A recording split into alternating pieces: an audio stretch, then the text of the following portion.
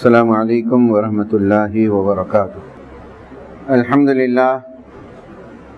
للہ رب العالمین، والصلاة والسلام علی رسولہ الامین وآلہ وصحبہ اجمعین۔ اما بعد فاعوذ باللہ من الشیطان الرجیم، بسم اللہ الرحمن الرحیم۔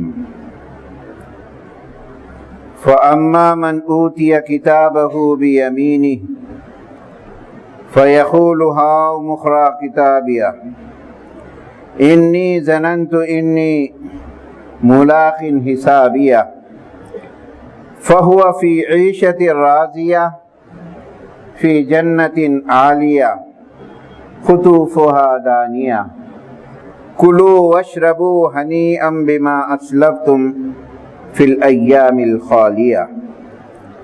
صدق اللہ العلی العظیم۔ برادران اسلام، محترم بزرگوں، دوستوں اور عزیز طلباء، ساری تعریفیں اللہ ہی کے لیے ہیں جو زمین، آسمان اور موسموں کے تغیر و تبدیل کے اختیارات اسی کے ہاتھ میں۔ درود و سلام ہو محمد صلی اللہ علیہ وسلم پر، جو آخری پیغمبر، آخری کتاب لے کر ہمارے پاس آئے۔ حضرات، قرآن مجید کو جب ہم پڑھتے ہیں، قرآن مجید میں 3 اہم ترین مضامین کی طرف جو ہے ہمیں اشارے کیے گئے، چاہے مکی ہو چاہے مدنی، دونوں صورتوں کے اندر۔ سب سے پہلا جو عنوان ہے وہ توحید، اللہ کو ایک مانے، اس کی بندگی کرے، اس کے احکام پہ چلے اور عاجزی کی روش اختیار کرے، اور ساتھ ساتھ خدا کے بندوں کو خدا کا پیغام، دین کی طرف دعوت دے، اور یقین رکھے کہ ہر اختیارات جو ہے سوائے اللہ کے کسی کے بھی پاس نہیں، اور مطالبات اسی سے کرے۔ ہر رکعت کے اندر ہم اللہ تعالیٰ سے یہی دعا کرتے ہیں، اے اللہ ہم تیری عبادت کرتے ہیں، تجھی سے مدد مانگتے ہیں، ایاک نعبد و ایاک نستعین۔ جب اس کیفیت کے ساتھ دعا بھی کی جاتی ہے، اہدنا الصراط المستقیم، اللہ تعالیٰ پورے قرآن ہمارے سامنے رکھ کر رہنمائی کرتا۔ دوسرا وہ عنوان ہے جس کو رسالت کہتے ہیں، نبی کریم صلی اللہ علیہ وسلم کی اتباع پوری زندگی کے معاملات میں۔ آپ کی اتباع دنیا اور آخرت کی نجات کا ضامن ہے۔ اسلام کے احکامات پر پابندی کرنے سے، عمل کرنے سے دنیا بھی کامیاب ہوتی ہے، آخرت کامیاب ہوتی ہی ہے۔ اور یہ دونوں عنوانات کے بعد جو سب سے اہم ترین عنوان جو قرآن ہمارے سامنے ذکر کرتا ہے وہ ہے آخرت، یعنی انسان مرنے کے بعد کی جو زندگی ہے وہ اصلی زندگی ہے۔ یہاں پر کسی کو بھی دوام نہیں ہے، دنیا میں جو بھی چیز آئی ہے فنا ہو جانے والی ہے، اور کوئی انسان باقی رہنے والا نہیں ہے، اور ایک نہ ایک دن اس دنیا سے انسان جائے گا۔ کبھی جوانی ملتی ہے، کبھی بوڑھاپا ملتا ہے، کبھی کچھ عمر مل جاتی ہے۔ جتنی بھی عمر ملے وہ اللہ کی دین ہے، اس کی عنایات ہے، پھر آخر کار ایک دن تو جانا ہی ہے، طے ہے، جس میں کوئی دو رائے ہو ہی نہیں سکتی۔ قرآن نے ایک جگہ پہ کہا، کل من علیہا فان، روئے زمین پر جو بھی چیز ہے وہ فانی ہے، فنا ہو جانے والی، اور اللہ کی ذات باقی رہنے والی۔ جس کی تیاری کی جو ہے دعوت فکر دی ہے وہ یہ ہے کہ دیکھو یہ دنیا کی زندگی تمہیں گزر جائے گی، لیکن ایک اصلی زندگی ہے جو خدا کے پاس ہے، جس کو آخرت ہم کہتے ہیں، اس زندگی کی تمہیں تیاری کرنی چاہیے، اور یہ سوچ کے کرنا کہ وہاں کی زندگی، وہاں کی کامیابی ہے، اصلی کامیابی وہی ہے۔ سورہ احزاب میں ایک جگہ قرآن نے کہا، فَقَدْ فَازَ فَوْزًا عَظِيمًا، سب سے بڑی اگر کسی کے پاس کامیابی ہے وہ قیامت کے دن کی کامیابی، اور اسی حساب سے جو ہے قرآن جو ہے ہمیں تیار کرتا ہے، قرآن جو ہے ہمیں دعوت فکر دیتا ہے، اس کی زندگی کے اندر، روزمرہ کی زندگی کے اندر، عبادتوں کے اندر، معاملات کے اندر، دیکھو میں جانے والا ہوں، اللہ کے پاس میرا ریکارڈ ہے، وہ ہونے والا ہے، یقینی بات ہے کہ کسی انسان کی کامیابی اگر جنت کے اندر ہو جائے، اللہ تعالیٰ اسے کامیابی کی جو ہے خوشخبریاں دے، یقینی بات ہے کہ اس کی خوشی کی انتہا نہیں ہوگی،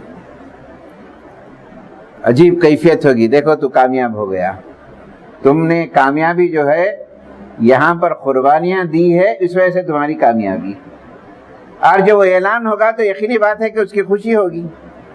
دنیا میں کوئی ہمیں خوشخبری ملتی ہے تو ہماری ایک کیفیت ہوتی ہے، دیکھو میں کامیاب ہو گیا ہوں، دیکھو میرا رزلٹ، میرا اعمال نامہ دیکھو، بھاگتا ہے رشتہ داروں کے پاس جاتا ہے، دیکھو تو مجھے کیا سمجھتے تھے، میں کامیاب ہو گیا، یہ بے انتہا، سارے لوگ بھی خوش ہوتے۔ اسی طریقے سے جب آخرت میں جب کامیابی ہوتی ہے اس کی انتہا کی کیا حالت ہوگی۔ آپ سورہ دہر پڑھیے، بعض نے تابعین نے لکھا ہے اعمال کے ساتھ تمہیں جنت کے حصول کی نیت سے سورہ دہر کو بڑھا کرو، اس میں جنت کے بڑے مناظر کھینچے گئے، اور بہت سی جگہ پر جنتیوں کے تذکرے آئے، دوزخیوں کے تذکرے آئے، اور وہی کانسیپٹ یہ دیا گیا کہ دیکھو وہ دن تم کو جب کامیابی ملے گی تو کیا حال ہوگا۔ میں نے سورہ حاقہ، قیامت کے تعلق سے بڑے مضامین ہیں اس کے اندر، ابتدا کے، بعد کے اور آخر تک کے ہیں، اس کی کچھ بیچ کی آیتیں میں نے، چھوٹے جملے ہیں یہ، چھوٹے چھوٹے جملے ہیں، 19 تا 23 5 چھوٹے جملے آپ کے سامنے تلاوت کیا، اور اس کے اندر جو ہے بات کہی کہ اللہ کے پاس جب کامیابی ہوتی ہے اس کی کیا کیفیت ہوگی اور اللہ اسے کیا انعامات دے گا۔ ایک چھوٹا سا منظر اس کے اندر کھینچا گیا، اس کا ترجمہ یہ ہے، وَأَمَّا مَنْ أُوتِيَ كِتَابَهُ بِيَمِينِهِ، جس کا اعمال نامہ، جس کا رزلٹ، جس کے کرتوت پوری دنیا میں جو کیا تھا اس کے سیدھے ہاتھ میں دیا جائے گا۔ سیدھے ہاتھ میں اعمال نامہ دینا اس بات کی علامت ہے ہم کامیابی کی طرف چلے گئے، اللہ راضی ہو گیا ہمارے کو، ہم سے خوش ہو گیا اللہ تعالیٰ، سیدھے ہاتھ کامیابی کی طرف چلے گئے۔ سورہ واقعہ میں بھی اس کے ذکر آتا ہے، اصحاب الیمین، سیدھے ہاتھ والے۔ سیدھے ہاتھ میں ہمارا رزلٹ ملنا اس بات کی علامت ہے کہ ہم جو ہے کامیاب ہو گئے۔ کامیاب کہاں ہوئے؟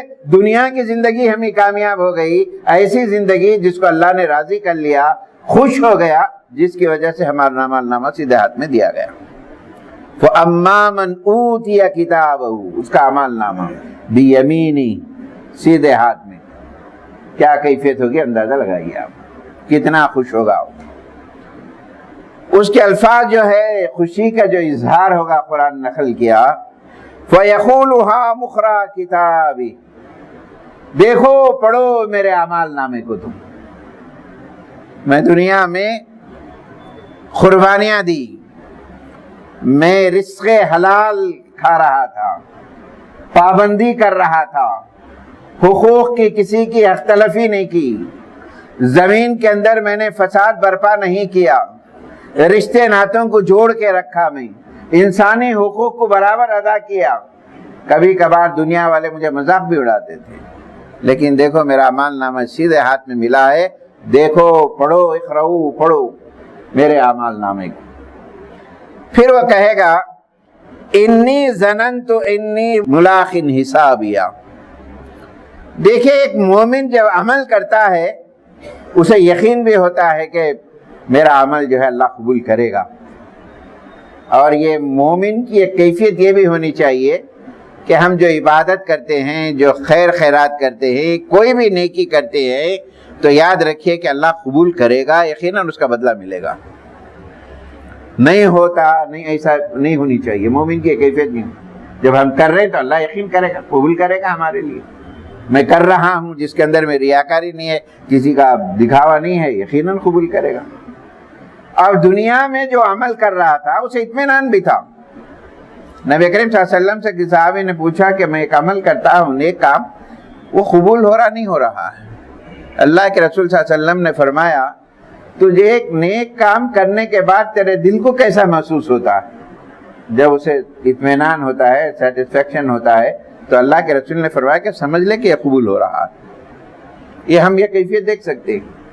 اور انہیں کہے گا دیکھو مجھے گمان تھا, مجھے یقین تھا, اور مجھے جو ہے یہ ملنے والا ہے. ملاقن حسابیہ. اب واقعے کو مختصر کر کے کہا گیا اب اسے کیا ملنے والا ہے.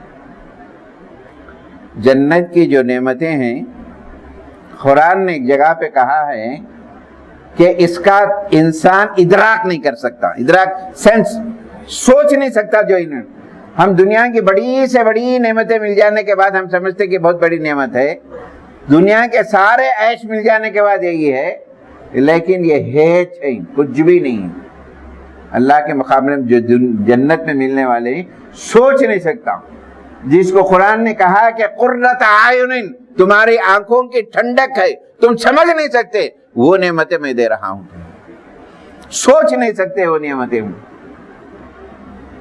ایک جگہ قرآن نے کہا, سورہ آل عمران میں کہا, سورہ حدید میں کہا, وہ جنت جب تم سوچ نہیں سکتے جس کی لمبائی چوڑائی زمین آسمان کے برابر, سوچ نہیں سکتے وہ نعمتیں ملیں گی. جنت الفردوس کی ایک کیفیتیں, الگ الگ جنتوں کی کیفیتیں الگ ہیں, لیکن اس جنت کے اندر اللہ نعمتوں سے نواز دے گا تو ان کے تعلق سے کفا ہوا فی عیشۃ راضیہ, جنت میں اپنی من پسند زندگی ہوگی, اپنی مرضی سے, اپنی جو خواہش ہوگی, جو بھی چیزیں اس کو اللہ تعالیٰ نعمتوں سے نوازے گا. فہو فی عیشۃ راضیہ, ایسا عیش, ایسا آرام, ایسا سکون ملے گا جو اسے من پسند ہوگا. فی عیشۃ راضیہ فی جنت عالیہ, اونچے مقام کی جنت ہوگی, اعلیٰ سے اعلیٰ مقام کی جنت ہوگی. جنت الفردوس ایک جنت ہے, سورہ کہف کے اندر آتا ہے, سورہ کہف کے آخری رکوع میں آتا ہے جنت الفردوس کا ذکر. نبی کریم صلی اللہ علیہ وسلم نے بھی اپنے صحابہ سے ایک مرتبہ فرمایا جنت مانگو تو جنت الفردوس مانگو, اس وجہ سے کہ اس جنت کی میزبانی خود اللہ تعالیٰ کرنے والے, وہ جنت مانگو تو اللہ تعالیٰ ہم سب کو بھی نصیب کرے. ہو فی جنت عالیہ. ایک جگہ پر جنتیوں سے اللہ تعالیٰ تذکرہ کرے گا کہ تم کو یہاں ساری چیزیں مل گئی ہیں, ساری نعمتیں مل گئی ہیں. جنتیاں پریشان ہوں گے کہ یہاں تو ہر چیز مل گئی ہے اور کیا چیز کی کمی ہو سکتی ہے. بات چیت ہوتی رہی. حدیث میں آتا ہے اللہ ہم سب کو نصیب فرمائے ان نعمتوں کے تذکرے, ان نعمتوں کا ذکر, ڈیبیٹ اللہ اور جنتوں میں ہوتا ہی رہے گا, پوچھتا ہوئے رہیں گا اللہ کیا ہے.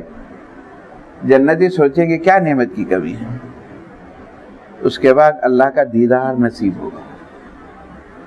جس کو اللہ کے رسول نے اپنے دعا میں فرمایا اے اللہ جب تیرا دیدار نصیب ہو میری آنکھ کے اندر وہ کیفیت دے کہ میری آنکھ پلک تک نہ مار سکے, وہ بھی ملنے والا ہے. خدا کرے کہ ہم سب کو چیز مل جائے. فی جنت عالیہ. پھر اس کے بعد خطوفہا دانیہ, میوے, غچے, پھروں سے مرے ہوئے, جھکے ہوئے تمہیں ملیں گے. میووں کے کئی قسمیں دنیا میں جو ہے بڑے اچھے, اس سے وہاں کے کئی قسم کے ہوں گے. جھکے ہوئے میرے تمہارے آنکھوں کے سامنے. پھر اس کے بعد یہ کے بعد امر کا سوا ہے. دیکھیے کیا پیارے انداز میں کہہ رہا, کتنا قریب انداز میں اللہ تعالیٰ فرمان, کلو واشربو, کھاؤ اور پیو, یہ نعمتیں تمہارے لیے ہیں, یہ آرام تمہارے لیے ہے. یہ سب کیوں ملا, وجہ کیا ہے؟ یہ ایسے ہی نہیں ملا. دنیا میں محنتیں کی, دنیا میں مشقتیں کی, دنیا میں تکلیفوں کو برداشت کیا, جانی قربانی دیے, مال کی قربانی دیے, اللہ کے راستے میں انفاق کیے, وقت دیے, دین کو سمجھے, نفس کو مارا, شیطان سے مقابلہ کیا, یہ سب کرنے کے بعد مل رہا. کلو واشربو, کھاؤ تم, کس سے؟ حنیم, مزے لے کر کھاؤ تم. ہر نعمت کا مزہ, ہر پھل کا مزہ, ہر جو ہے پرندوں کے گوشت کا مزہ, कुलू वशरबू बिमा अस्लफ्तुम फी अय्यामिल खालिया, ये जो कुछ है गुजरे हुए दिनों में तुमने जो किया है उसका बदला है। फी अस्लफ्तुम अय्यामिल खालिया, ये नेमतें तुम्हें दी जा रही, ये नेमतों को खाओ और पियो तुम, ये अल्लाह ताला की नेमतें हैं और ये नेमतें हर हाल में मिलने वाली है मोमिन को। शर्त यह है इस दुनिया में सबसे पहले अपने अकीदे को साफ रखे, खुदा के साथ शिर्क ना करे, शिर्क से बचे रहे, नबी करीम सल्लल्लाहु अलैहि वसल्लम की रिसालत इताअत हर मामले में करे, बात चीजों में करे, बात चीजों में छोड़ दिए नहीं, सब चीजों में करे। और ये दोनों काम इस वजह से करे कि इसका मुझे रिजल्ट आखिरत में मिले, अल्लाह ताला के पास हम इसका जवाब दें। अब इन नेमतों को पाने के लिए कामयाब तरीन इंसान दुनिया का क्या हो सकता है? एक हदीस में, मिशकात की हदीस में नबी करीम सल्लल्लाहु अलैहि वसल्लम ने 5 बातों की तरफ इशारा किया, अगर तुम इसको अपना लो, अगर ये 5 बातों को तुम अपना लेंगे, याद रखो कि ये नेमतें में मिलेंगी, दुनिया में कामयाब भी होंगे, अल्लाह के नज़दीक मुत्तकी भी होंगे, मोमिन भी होंगे, मुसलमान भी होंगे, जिंदा दिल भी होंगे। मिशकात की हदीस है, हजरत अबू हुरैरा इस हदीस के रावी, सहाबा की महफिल बैठी हुई, नबी करीम सल्लल्लाहु अलैहि वसल्लम ने फरमाया, मन याखुज़ अन्नी हाउलाइल कलिमात, है तुम में से कोई मुझसे ये बातें ले ले, मुझसे ये बातें ले ले, ये कलिमात ले ले, फयअमलु बिहिन्ना औ युअल्लिमु मन यअलमु बिहिन्ना, ये बातों को मुझसे सीख ले और इसे सीखकर दूसरों को भी सिखा ले। है तुम में से कोई मुझसे ये बातें ले ले, खुद भी अमल करे और दूसरों को भी जो है सिखाए। बात खत्म नहीं, रसूलुल्लाह सल्लल्लाहु अलैहि वसल्लम कहे, हजरत अबू हुरैरा ने कहा, अल्लाह के रसूल मैं हूँ, सबसे आगे बढ़े हैं रसूल सल्लल्लाहु। एक रिवायत में आता है कि हाथ बढ़ाए, एक और रिवायत में कि नबी करीम सल्लल्लाहु अलैहि वसल्लम ने हाथ को अपने तरफ खींच लिया हजरत अबू हुरैरा के। फिर क्या कहा, फकुल तो अना या रसूलुल्लाह, अल्लाह के रसूल मैं हाजिर हुए काम के लिए। फअखज़ बियदी फअद्द खम्सन, अल्लाह के रसूल सल्लल्लाहु अलैहि वसल्लम ने आपके दस्ते मुबारक पर, अबू हुरैरा के हाथ पर अपना हाथ रखा, हाथ रखकर 5 कलिमात सिखाए। और उनको कलिमात ऐसे हैं, मामूली हैं लेकिन बहुत वैल्यूबल हैं, अमल करेंगे बड़ी खुशखबरियां हैं उसके लिए। ये 5 कलिमात क्या है, इंशाअल्लाह ताला आइंदा जुमा इसका तसलसल रहेगा।